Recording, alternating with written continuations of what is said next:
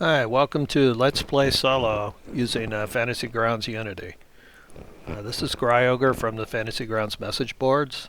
I was talking with Tempered7 and we got into a conversation about playing solo using Fantasy Grounds and some of the advantages and disadvantages. I decided to do a quick series here on how to take advantage of Fantasy Grounds playing solo.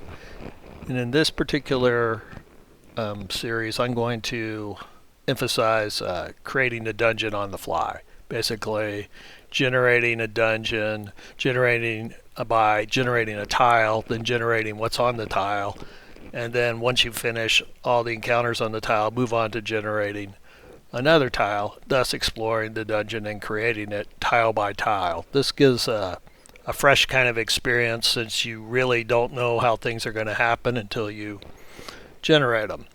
So for this style of play, one of the things you obviously need is a set of dungeon tiles. Tempered7 inspired me to make a set of geomorphic dungeon tiles, and with Lord Entrails' permission, I used a bunch of his tables for tile dressings. These are generic tables which can be used, tables and tiles which can be used in any Ruleset system that supports core RPG, which most of them do.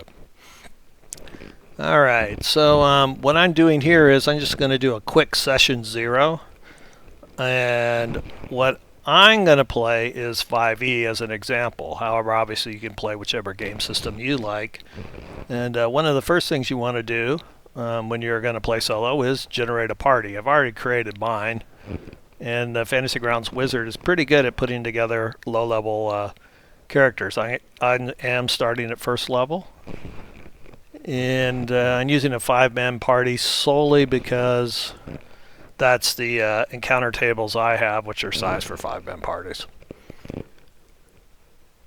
As I've already said, I'm going to be using the geomorphic tiles to create the tables, and one of the harder parts when you're preparing for creating a tile by tile approach is that you need a bunch of tables before you can actually get going. One of the things I am going to talk about the next video is using a third-party one. This is one I used while I ended up out of town, and my out of town with only a Chromebook, and my out of town got extended several times, so I ended up staying out of town for 4 weeks. So I ended up using these. But next session we'll talk about that. These are the Flex Tail Solo Adventure Toolkits, and the nice thing about them is that they work with 5e, OSR, Pathfinder, and Dungeon Crawl Classics. So they kind of have a wide range of rule sets they work with, but also they're generic, which have their own advantages and disadvantages. Anyway, I'll see you in the next video when we talk more about that.